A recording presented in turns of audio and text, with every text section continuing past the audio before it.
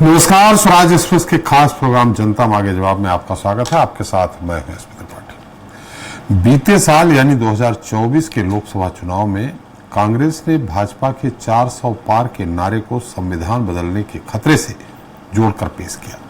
साथ ही खुद को संविधान की हिफाजत करने वाला बताकर जबरदस्त चुनावी माइलेज भी हासिल किया। इसका नतीजा ये हुआ कि बीजेपी को अपनी 63 सीटें गंवानी पड़ी। प्रधानमंत्री नरेंद्र मोदी से लेकर पूरी भाजपा राहुल गांधी और कांग्रेस के उस आरोप का कोई कारगर जवाब नहीं दे सके थे। ये बात और है कि गठबंधन के सहारे भाजपा केंद्र में सरकार बनाने में कामयाब हो गई थी, जिसके बाद नई लोकसभा में कांग्रेस सांसदों ने संविधान की छोटी प्रति हाथ में लेकर जय संविधान का नारा लगाया और ये साफ कर दिया कि संविधान का मुद्दा सिर्फ लोकसभा चुनाव तक नहीं था, ये आगे भी जारी रहेगा। इसकी वानगी आज मध्य प्रदेश के ग्वालियर में देखने को मिली, जहां कांग्रेस ने संविधान बचाओ रैली निकालकर भाजपा पर जोरदार सियासी हमला बोला।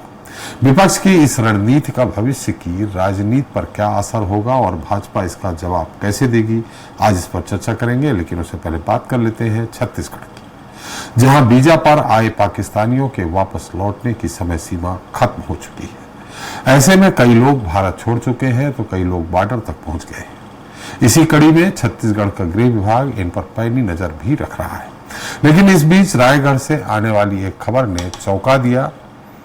दरअसल यहां पुलिस ने 2 ऐसे लोगों को पकड़ा है जिनके पास पाकिस्तानी पासपोर्ट और भारत में रहने के लिए वीजा तो है, लेकिन साथ में भारतीय नागरिक के तौर पर असली वोटर कार्ड भी मौजूद है और ये वोटर कार्ड यकीनन फर्जी दस्तावेजों के आधार पर बनाया गया है। इस खबर ने फर्जी दस्तावेजों के आधार पर देश के भीतर छुपे पाकिस्तानियों और देश की सुरक्षा पर कई तरह के गंभीर सवाल खड़े कर दिए हैं। आज हम इसी पर चर्चा करेंगे अपने खास पैनल से। आज का मुद्दा है नाम पता हिंदुस्तानी, हकीकत में है पाकिस्तानी।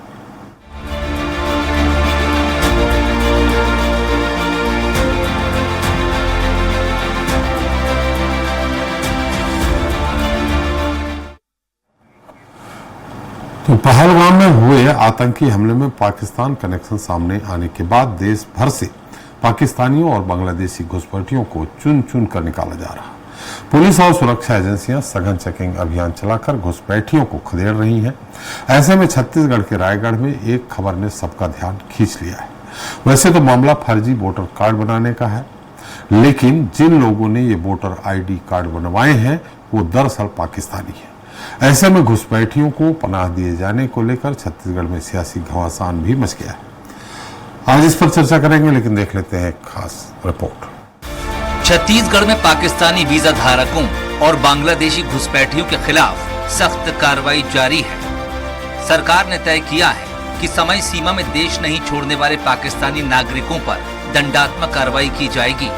केंद्र के आदेश के बाद वीजा पर आए पाकिस्तानी और बांग्लादेशी नागरिकों की पहचान के लिए अभियान चलाया जा रहा है। रायगढ़ में ऐसे 2 पाकिस्तानी नागरिकों का पता चला है जिनके पास वीजा और पासपोर्ट तो मौजूद है, लेकिन उनके पास वोटर ID कार्ड मिलना कई तरह के संदेह को जन्म दे रहा है। जो रायगढ़ में एक महिला एक पुरुष मिले हैं, परंतु सीधी कार्रवाई का विषय है। रायगढ़ में एक और मसला आया है जिसमें बहुत सारे लोग स्वयं को बंगाल से कह रहे हैं, परंतु उन पर शंका है पुलिस को, तो उसकी एक प्रक्रिया बना करके और उस पूरी प्रक्रिया के आधार पर नियमित रिपोर्टिंग की प्रक्रिया लगातार सभी जिलों में इस बात की कार्यवाही की जाए। इसके लिए आज बड़ी महत्वपूर्ण बैठक। अवैध घुसपैठियों को लेकर सियासी बयानबाजी भी देखने को मिल रही है। बीजेपी का आरोप है कि कांग्रेस सरकार के कार्यकाल में रोहिंग्या, बांग्लादेशी और पाकिस्तान के मुसलमानों को छत्तीसगढ़ में बसाया गया, उनका voter ID card, ration card और आधार कार्ड बनवाया गया।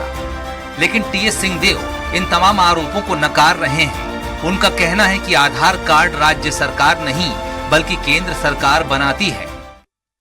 ये तो देखिए बहुत छोटी राजनीति होती है कि इसने बनाया कि उसने बनाया।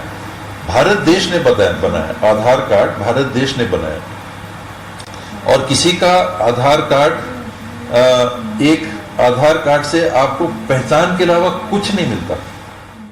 पूर्व CM भूपेश बघेल भी विधानसभा में 2 बार रोहिंग्या मुसलमानों का मुद्दा उठा चुके हैं, जिसके जवाब में सरकार ने जानकारी जुटाने की बात कही थी। बहरहाल अब पाकिस्तानी नागरिकों को वापस भेजने की कवायद तेज हो गई है। देखना होगा कि सरकार कब तक और कितने पाकिस्तानी बांग्लादेशी घुसपैठियों को पकड़कर बाहर भेज पाती है। स्वराज एक्सप्रेस के लिए रायपुर से दिलीप साहू की रिपोर्ट। तो नाम पता हिंदुस्तानी, हकीकत में पाकिस्तानी, इस पर ज्यादा चर्चा के लिए मौजूद है निशिकांत पांडे जी हैं, बीजेपी प्रवक्ता हैं। रायपुर से अनिल सिंह चौहान जी हैं, कांग्रेस प्रवक्ता हैं, और के शर्मा जी हैं, वरिष्ठ पत्रकार। आप सभी का इस खास कार्यक्रम में बहुत बहुत स्वागत है। शर्मा जी, पहले एक छोटा सा सवाल आपसे ही है। देखिए, उनके पास LTV लॉन्ग टर्म वीजा था, पैदा पाकिस्तान में जरूर हुए, माँ पाकिस्तानी और पिता हिंदुस्तानी रहे, ये अलग मामला है। आधार कार्ड, जैसे TS सिंहदेव जी ने कहा, आधार कार्ड भारत देश बनाता है, उनका आधार कार्ड, ये सब चेकिंग चल रहा है, इस पे हो गई, लेकिन अभी और न जाने कितने इस तरह से होंगे। इसके लिए आप दोषी किसको मानते हैं? कांग्रेस सरकार हो, बीजेपी सरकार हो, ये इस तरह जो फर्जी काम करते हैं, कागज बनाते हैं, कूटरचित कागज बनाते हैं, ये उनका दोष है। हमें लगता है जड़ को पकड़ना चाहिए, न कि तने को। गलती तो निश्चित रूप से इंटेलिजेंस का रहता है। प्रशासन के पास, पुलिस के पास तमाम इन प्रकार के अधिकार हैं कि 1955 के जो नागरिकता कानून है उसके आधार पे हिंदू जिनको कहते हैं, खासकर ये सिंधी समाज के लोग हैं जो बड़ी संख्या में रायपुर और छत्तीसगढ़ और देश भर में हैं, इनको 7 साल के लिए वीजा मिलती है और 7 साल में उनका सब कुछ बढ़िया रहता है। उनका वेरिफिकेशन के बाद इसको नागरिकता मिलती है। ये इनकी स्थिति होगी। दूसरी चीज छत्तीसगढ़ में चल रहा है, पाकिस्तानियों से ज्यादा यहाँ बांग्लादेशी को लेकर राजनीति हो रही है। चाहे पिछले चुनाव में आप रायगढ़ की बात कर रहे हैं उसकी कहें, या कवर्धा में जहां से गृह मंत्री विजय शर्मा जी आ रहे हैं वहां पे बात कहें, क्योंकि वहां मोहम्मद अकबर सबसे ज्यादा वोटों से जीतने वाले कांग्रेस शासनकाल के विधायक और मंत्री रहे, 68,000 मतों से जीते थे। तो वहां पे एक राजनीति रही, हिंसक घटनाएं भी हुई। ये घटनाओं को बाद से अभी जो बात आ रही है, वहां जो वीजा तो मिल चुका है उसका, और वीजा मिलने के बाद जो फॉर्म 6 में गलत जानकारी देते हुए इन्होंने नागरिकता अपना वोटर ID भी बना लिया। अभी रायपुर में आप देखेंगे तो सिंधी समाज के कुछ परिवार जो है आज भी पाकिस्तान से आके यहाँ पे सद्दानी दरबार में हैं, जो अभी गृह मंत्री से मिले थे, और उनका कहना है कि हम स्थायी रूप से यहाँ रहना चाहते हैं। इनके लिए इनको पीड़ित कहा जा रहा है, पीड़ित पाकिस्तानी के रूप में इनको, या हिंदुत्व के रूप में कहें इनको। CAA जो लागू हुआ है वो भी यही कहता है कि मुसलमानों को छोड़कर अन्य धर्म के जो लोग हैं, जैन है, हिंदू है, बौद्ध है, सिख है, ईसाई है, इन सबको यहाँ नागरिकता देना है, और इन लोग नागरिकता का मामला अभी पेंडिंग पड़ा हुआ है। ये तो अभी 2 परिवार के, ऐसे बहुत सारे लगातार आते आते यहाँ पे छत्तीसगढ़ में बड़ी संख्या में बस चुके हैं। ये इनका राजनीतिक वजूद भी आ चुका है, कह सकते हैं, अलग अलग स्थानों पे। ये, और खासकर हिंदुत्व की जहां बात आती है तो वहां हिंदुत्व की राजनीति की बात आती है, जिसमें भाजपा बहुत आगे निकल चुकी है। ऐसी स्थिति में स्पष्ट नीति के अभाव में नागरिकता को लेकर जिनको भी बाहर भेजने की बात हो रही है, क्या केवल मुस्लिम जो है, स्पष्ट रूप से यदि बात करें तो पाकिस्तान से जो मुस्लिम आए, जिसकी बात आप रायगढ़ से कर रहे हैं, 2 लोग जो मिले उनको लेकर, क्या इन्हीं को भेजना है कि बाकी लोगों के लिए क्या नीति है, जिनका 7 साल बाद स्थायी नागरिकता जिनको नहीं मिल पाई है उनके लिए क्या निर्देश है? ये तमाम प्रकार की बातें अभी चर्चा का विषय रायपुर राजधानी में तो है ही है। जी। चलिए, इस मुद्दे पे विपक्ष से बात कर लेते हैं। अनिल चौहान साहब हमारे साथ हैं। चौहान साहब, ये किसका दोष मानते हैं आप?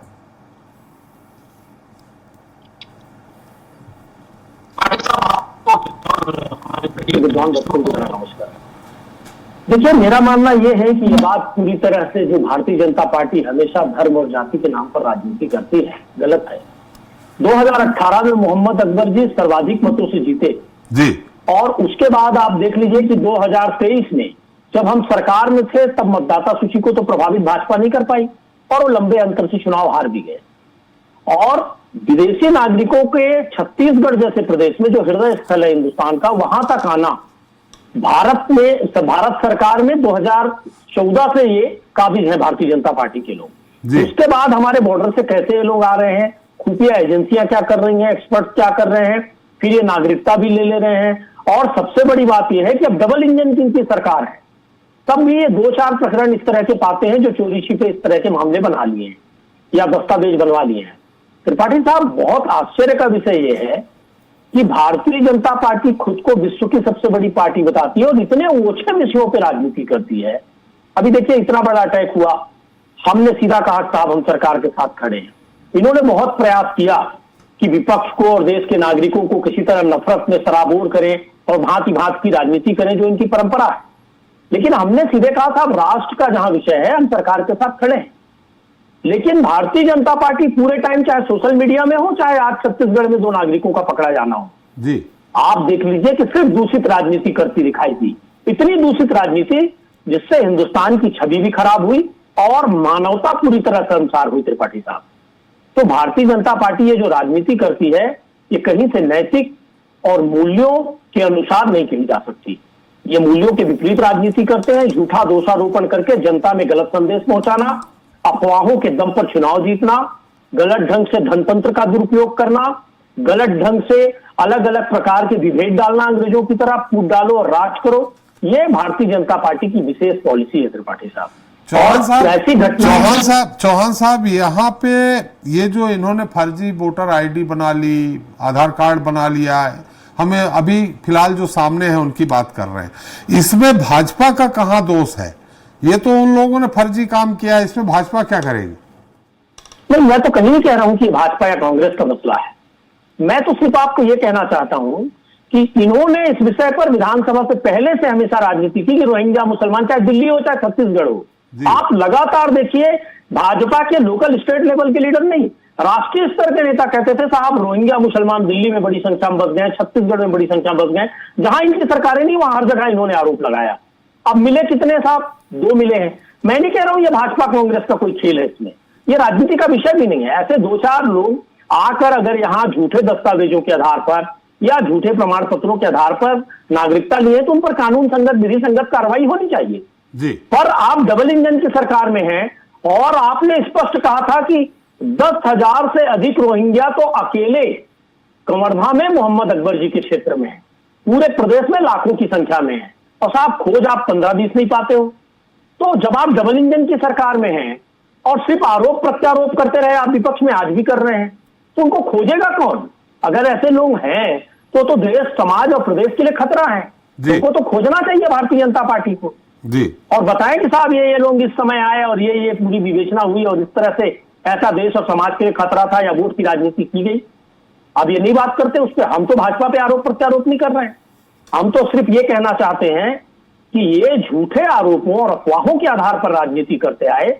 आज जो 2 नागरिक पकड़ाए हैं उसके लिए बहुत बड़े षड्यंत्र की जरूरत नहीं पड़ी होगी। मुझे लगता है कि इन दोनों ने जो किया होगा। कोई राष्ट्रीय राजनीतिक दल इनको नागरिकता दिलाने नहीं आया होगा, ऐसा मेरा मानना है जी। चलिए, उसके बाद भाजपा जिस तरह की राजनीति करती है वो दूषित है। निशिकांत जी का क्या मानना है, उनसे जान लेते हैं। निशिकांत जी, आपने विपक्ष यानी कांग्रेस का देख लिया, क्या है मानना?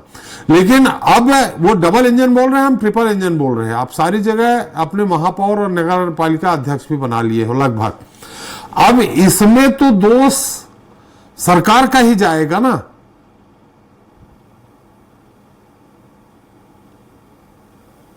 त्रिपाठी जी, मतलब आपको, सम्मानित के शर्मा जी को और हमारे कांग्रेस के प्रवक्ता को संजय जवार जी। देखिए, ट्रिपल इंजन की सरकार हमारी है, ये इको करना देखेंगे थोड़ा, वो जनता के आशीर्वाद के कारण है जी। रही बात जो आपने कही कि जिम्मेवारी हमारी है जी, वास्तव में जिम्मेवारी हमारी है, इसमें कोई किंतु परंतु नहीं है। 1.5 साल से हमारी सरकार है और ये अक्षरशः हमारी जिम्मेवारी है कि यहाँ पे कोई भी इनलीगल स्टे ना करे और कोई मतलब व्यवस्था ना बना पाए। लेकिन महत्वपूर्ण चीजें हैं त्रिपाठी जी, आपने सवाल किया कांग्रेस से लेकिन उन्होंने जवाब नहीं दिया, लेकिन मैं विषय को रखता हूँ, कोशिश करता हूँ कि शायद जनता तक पहुंच पाए।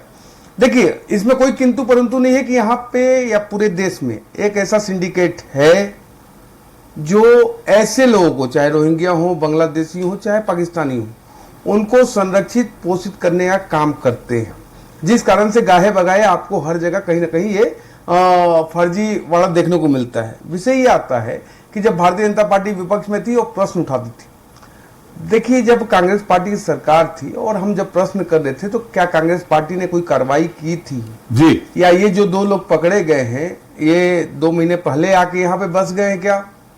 त्रिपाठी जी, जो एक बात मैं कह रहा हूँ कि बहुत आसानी से बन जाए ये तो ठीक है, लेकिन इतना भी नहीं है कि 2-4-6 महीने में कोई बना के यहाँ शिफ्ट हो जाए, ऐसा भी नहीं है। लेकिन महत्वपूर्ण विषय क्या है त्रिपाठी जी कि जिस प्रकार से पहलगांव की घटना को अंजाम दिया गया है और उसको लेके कांग्रेस पार्टी कह रही है कि हम सरकार के साथ हैं, किस प्रकार सरकार के साथ हैं वो देखने का नजरिया है। किस प्रकार से यूडी मिंज, जिस प्रकार से सिद्धारमैया, जिस प्रकार से बाकी कांग्रेस के नेता पाकिस्तान प्रेम में स्टेटमेंट दे रहे हैं, वो किस प्रकार से भारत के साथ खड़े हैं, वो पूरा देश और प्रदेश यूडी मिंज ने खंडन कर दिया पांडे जी कि क्या यूडी मिंज ने खंडन कर दिया। उन्होंने कहा कि मेरा फोन हैक हो गया था।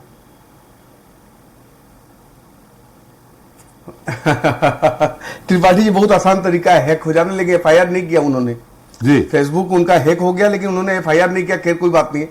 मैं एक बात कहता हूं, देखिए बहुत महत्वपूर्ण विषय है, ये राष्ट्र की रक्षा और सुरक्षा से जुड़ा हुआ विषय है, लेकिन कौन इनको संरक्षित और पोषित करता है ये पूरा देश जानता है। इसमें आपको कहीं पे भी इधर उधर जाने की आवश्यकता नहीं है, क्योंकि जहां कांग्रेस पार्टी या इंडी गठबंधन की सरकार आती है उतनी ही तेजी से रोहिंग्या, बांग्लादेशी या पाकिस्तानी आते हैं। इसमें कहां कोई झूठ का बात है। हमारे मित्र कहते हैं कि भारतीय जनता पार्टी धर्म और उसकी राजनीति करती है। अरे साहब, धर्म की राजनीति कौन करता है, मजहब की राजनीति कौन करता है, जिसके कारण देश के टुकड़े तक हो गए। और वो पार्टी आज यहां बैठ के बोलती है भारतीय जनता पार्टी धर्म की राजनीति करती है। ऐसा संभव नहीं है। हम सबके साथ सबका विकास की बात करते हैं, लेकिन जब राष्ट्र की सुरक्षा और रक्षा की बात आती है तो कौन राष्ट्र के साथ खड़ा है और कौन राष्ट्र के खिलाफ खड़ा है, वो देश की जनता और प्रदेश की जनता दोनों देख रही है।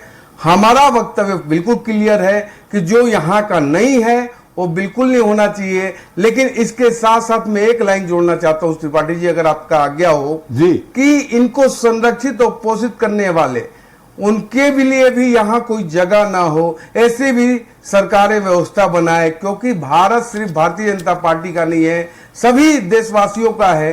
तो जो भी देश की जनता है ऐसे लोगों को मत ना दे, उनके झांसे में ना आए, क्योंकि ये जब राष्ट्र के खिलाफ कार्रवाई कर सकते हैं, षड्यंत्र रच सकते हैं, तो फिर हम और आप तो आपके सामने कुछ नहीं। ये षड्यंत्र कहाँ रचा है पांडे जी, थोड़ा यह भी बता दीजिए तो मैं चौहान साहब से पूछ लूं कहाँ पे षड्यंत्र रचा है, किस जगह, एक आध उदाहरण दे दीजिए तो मैं चौहान साहब से पूछ लूं। बिल्कुल बिल्कुल त्रिपाठी जी, जिस प्रकार से आप बंगाल का डेमोग्राफी चेंज देख रहे हैं बिना षड्यंत्र के संभव नहीं है। जिस प्रकार आपने कश्मीर का डेमोग्राफी चेंज देखा बिना षड्यंत्र के संभव नहीं है। जिस प्रकार आपने केरल का डेमोग्राफी चेंज देखा, इसमें भी कोई किंतु परंतु या शक नहीं हो सकता। जिसके कालखंड में हुआ वो भी त्रिपाठी जी आपके समक्ष है। तो हमको बहुत ज्यादा उदाहरण प्रस्तुत करने की जरूरत नहीं है। आप पूछ लीजिए कि किसके कालखंड में वहां का डेमोग्राफी पूरा चेंज हो गया। जहां बहुसंख्यक हुआ करते थे, आज वहां अल्पसंख्यक के रूप में भी मारे जा रहे हैं, काटे जा रहे हैं। इसलिए देश के प्रधानमंत्री ने कहा था कि बटेंगे तो कटेंगे, लेकिन यही कांग्रेस पार्टी इस पे विवाद पैदा कर रही थी। वास्तविकता यही है कि जहां भी हम बटे हैं वहां हम कटे हैं, चाहे कश्मीर हो, केरल हो, बंगाल हो। चलिए एक और छोटा पांडे जी, चौहान साहब मैं सवाल पूछ लो फिर। ये आरोप हमने भी सुने हैं कि उनके यहाँ, मोहम्मद अकबर के यहाँ रोहिंग्या मुसलमान बसे हैं और उनके वोट बैंक है। अब आपकी सरकार है, जिस तरह आपने रायगढ़ में इस तरह 2 चिन्हित कर लिए हैं, अब चिन्हित कर लीजिए। वो तो एक भी अभी 1.5 साल में आपने चिन्हित नहीं किया। देखो त्रिपाठी जी, इस पर कार्रवाई की जा रही है और एक एक व्यक्ति को मैं बड़ा संकल्प के साथ, विश्वास के साथ आपके सम्मानित चैनल पे ये बात कह रहा हूं कि एक एक इनलीगल रहने वाले लोगों को आइडेंटिफाई करके बंगाल की खाड़ी में भेजना आवश्यक है और ये हमारी सरकार करेगी। बंगाल खाड़ी मतलब डुबो देंगे उनको, डुबो देना चाहिए। जो हमारे राष्ट्र के खिलाफ है उनके लिए कोई जगह नहीं होनी चाहिए, ना आसमान में, ना पाताल में, ना धरती पे। चले चौहान साहब, पोषित और पालित करने वाले आप हैं, आपकी पार्टी है। केरल का उदाहरण, बंगाल का उदाहरण और इनडायरेक्ट रूप में मुर्शिदाबाद का भी उदाहरण दे दिया है उन्होंने। मैं एक ही बात कहूंगा, देखिए जी, सर्वाधिक अवैध नागरिक उत्तर प्रदेश में पकड़े गए जी, और 10 वर्षों से किसकी सरकार है आप भी जानते हैं त्रिपाठी साहब जी। और क्या जो अभी कह रहे हैं निशिकांत जी, 10 वर्ष से नहीं, 8 वर्ष से है, 8 वर्ष से है, 8 वर्ष से है। ये तो हम पर 5 वर्ष में आरोप लगा रहे हैं ना, उससे पहले ये 15 साल से सरकार में थे जी। तो 8 वर्षों में योगी आदित्यनाथ ने उनको बसा लिया था, ये कहना चाहते हैं। क्योंकि ये कह रहे हैं कि साहब जो सरकार में थे पिछले दिनों उन लोग बसा लिए हैं। तो उत्तर प्रदेश में तो अभी पकड़े जा रहे हैं, 3 साल 4 साल पहले जो आए वो भी पकड़े जा रहे हैं और बहुत से लोग अभी भी हैं। ये खुफिया विभाग की रिपोर्ट कई बार कई लोकप्रिय चैनलों पर दिखाई गई कि सर्वाधिक यूपी में लोग बसे हुए हैं अवैध नागरिक, और इन दिनों में पलायन हुआ और वहां जा जाके सेटल हो गए, बस गए हैं कहीं चोरी छुपे। तो मेरा कहना यह है कि क्या रोहिंग्या हो या पाकिस्तान हो, इस मामले में रोहिंग्या ज्यादा कहते हैं भाजपा के लोग जी, तो सर्वाधिक तो यूपी में पकड़े जाते हैं साहब। तो क्या यूपी में योगी आदित्यनाथ जी उनको बता रहे हैं? मुझे नहीं मालूम। अब सवाल ये है, देखिए कि भाजपा आरोप लगाती है कि साहब बाहर से लोग आए हैं, इनको हिंद महासागर में, बंगाल की खाड़ी में पता नहीं कहाँ डुबोना है जी, तो साहब डुबोइए ना, डबल इंजन, ट्रिपल इंजन, कितने इंजन लगे हैं। कभी निशिकांत जी बैठ के एक लोकप्रिय चैनल पर कहते हैं कि जो नक्सली हैं उनके दुर्मुहे बच्चों को भी मार देना चाहिए। लोकतंत्र के सब मूल्य समाजों को कोई मतलब नहीं है, ये सब मानव समाज के चक्कर में नहीं पड़ना चाहिए, खत्म कर देना चाहिए, सब परिवार दिया जलाने वाला नहीं देखना चाहिए। कभी कहते हैं जो अवैध नागरिकता ले लिए हैं उनको बंगाल की खाड़ी में डुबो देना चाहिए। पांडे जी आ रहा हूँ आपकी, उनकी बात आ जाए। जगह सरकारें हैं, कानून बना दीजिए, डुबा दीजिए, मार दीजिए, यहाँ बच्चों को मार दीजिए, वहां उनको डुबा दीजिए। साहब आप तो बहुमत में बैठे हैं और आप तो किसी की सुनते भी नहीं है। आपके जिले इलाही तो मैं समझता हूँ मंत्रियों और सांसदों की नहीं सुनते। हमारे छत्तीसगढ़ से 10 सांसद हैं आपके, चाहे ट्रेनें बंद हो जाए, चाहे कोई भी कुचक्र हो जाए, चाहे किसी प्रकार का अन्याय हो जाए छत्तीसगढ़ से, न पहले बोले थे ना अब बोलते हैं। साहब बना लीजिए कानून और पकड़िए उन लोगों को जो अवैध रूप से हिंदुस्तान में रह रहे हैं। खोखली बयानबाजी करना, हिंदू मुसलमान, हिंदू खतरे में, मुसलमान आतंकी, फलाना ये, कभी हिंदू ईसाई, सिर्फ इतनी ही राजनीति में बेरोजगारी, शिक्षा, भूख, विकास, इन पर कब बात करेंगे? महंगाई का मां बोलने को आप तैयार नहीं है। सोना 1 लाख हो गया है, पेट्रोल डीजल शतक पार कर दिए, अच्छे दिनों की बात बेमानी हो गई है, बेरोजगारी 40-50 सालों के चरम पर है और 25 से 30 दिन हो गया कोई भी चैनल इस पर बात करने नहीं देते। आप चैनलों को, आप कभी हिंदू मुसलमान, कभी रोहिंग्या, कभी पाकिस्तान, कभी ये।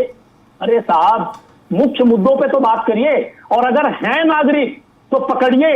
किस चीज के लिए आपके पास सारे संसाधन हैं? मोदी जी जब गुजरात के मुख्यमंत्री थे तो कहते थे एक बार मेरे हाथ में बागडोर आने दो, सीमाओं पर मेरा नियंत्रण आने दो, बलों पर मेरा नियंत्रण आने दो, फिर देखना एक भी अवैध नागरिक नहीं रहेगा। साहब 14 से 25 आ गया और 11 वर्षों तक आप गाल ही बजाते रहे।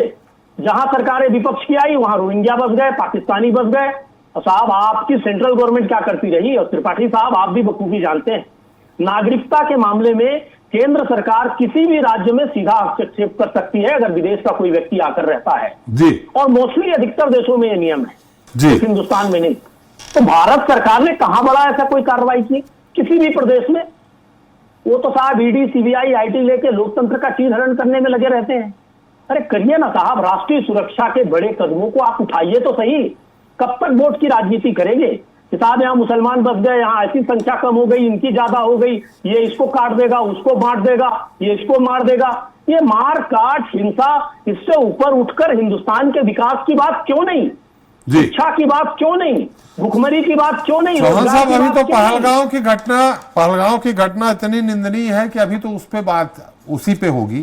फिलहाल महंगाई और इस सब मुद्दों पे बाद में बात होगी। नहीं, वो कभी नहीं होती साहब, भाजपा नहीं करने देती। आप लोग तो कभी कभार कुछ निष्पक्ष चैनल उठा भी देते हैं, पर भारतीय जनता पार्टी के जो प्रायोजित मीडिया समूह हैं वो तो साहब कभी इस पे बात ही नहीं करते।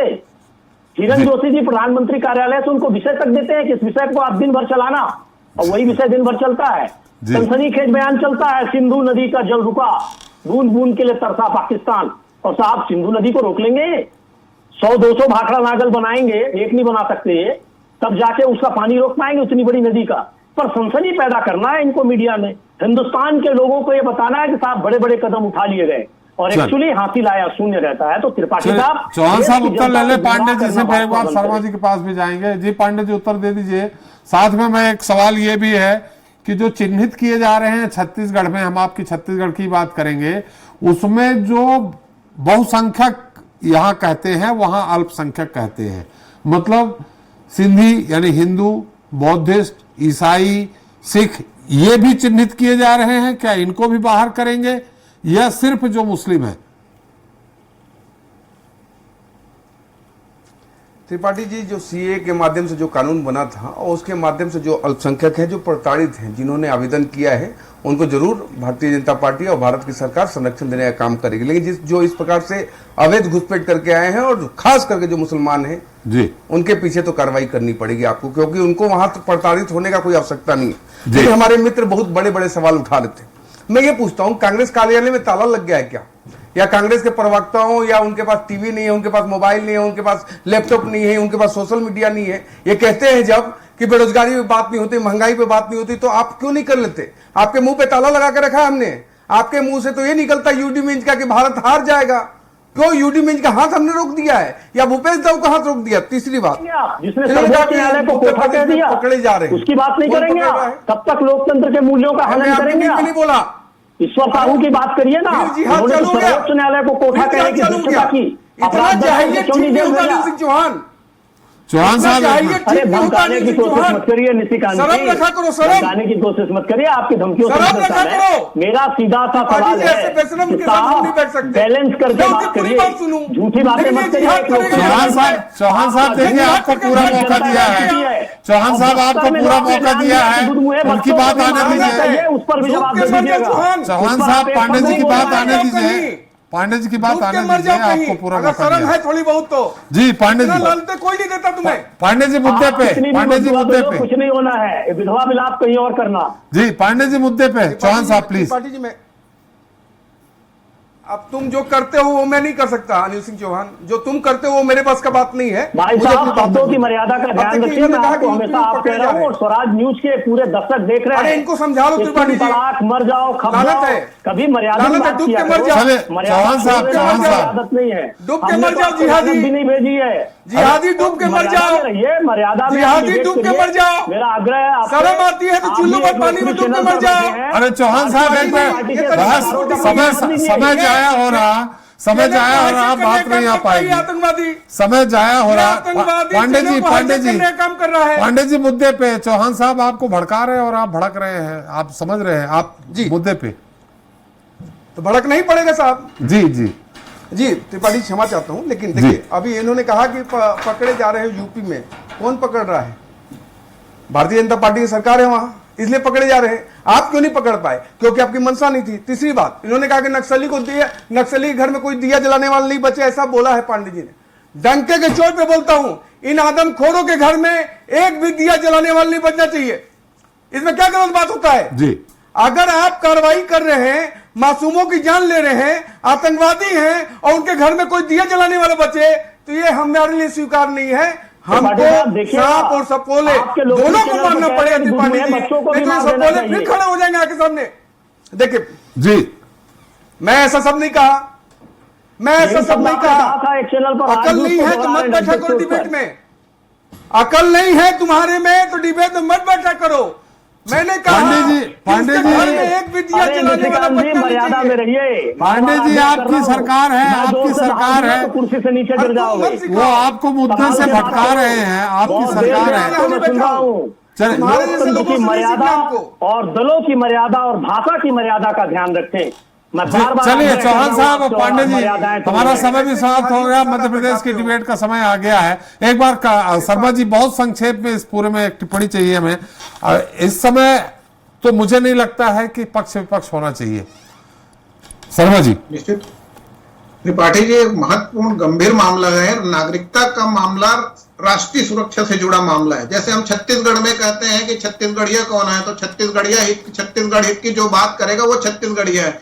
वही स्थिति राष्ट्रीय स्तर पर होता है, जो राष्ट्र हित की बात करेगा वो भारतीय है। तो बाहर से आने वाले लोग जो आतंकवादी हैं, आपराधिक गतिविधियां होती है, तब इस प्रकार से आवाज उठी है। नहीं तो स्थानीय राजनीति के आधार पर लोगों में जागरूकता भी आवश्यकता है, लेकिन स्थानीय राजनीति के संरक्षण के आधार पर बड़ी संख्या में ऐसे लोगों को आके, जैसे छत्तीसगढ़ देश के बीच में यहां तक लोग पहुंच जाते हैं। नागरिकता राष्ट्रीय विषय है, इस विषय को लेकर के आम लोगों को भी जागरूकता की आवश्यकता है। पुलिस ने तो स्पष्ट कहा है कि आप क्या किराएदार है, उसका भी वेरिफिकेशन कराए थे। तो लोगों में भी इसकी जागरूकता की आवश्यकता है कि आपके आसपास कौन लोग नए आ रहे हैं। कुछ समय बाद ये रिश्तेदार बन जाते हैं, मतलब शादी भी कर लेते हैं, इस टाइप से जो आगे बढ़ जाते हैं। मुझे लगता है इसको रोकने की आवश्यकता है, और खास करके जो आतंकवादी घटनाएं हुई इनको लेकर तो राजनीतिक एकजुटता की आवश्यकता है। जहां भी इस प्रकार से खुफिया जानकारी उन पर कार्रवाई करके निश्चित रूप से पाकिस्तान को कड़ा संदेश देने की तो आवश्यकता ही है। चलिए, हमारा समय भी समाप्त हो गया। बहुत बहुत धन्यवाद शर्मा जी आपका, चौहान साहब आपका, पांडे जी आपका भी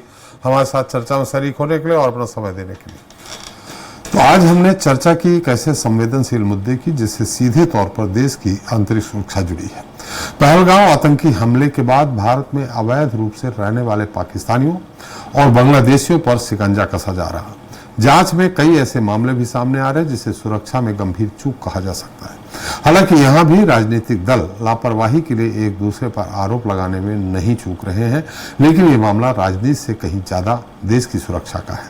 बात चाहे मौजूदा सरकार की हो या फिर पहले ही की सरकारों की हो, फर्जी दस्तावेजों के जरिए देश की सुरक्षा से खेलने वालों पर कड़ी कार्रवाई की जरूरत है।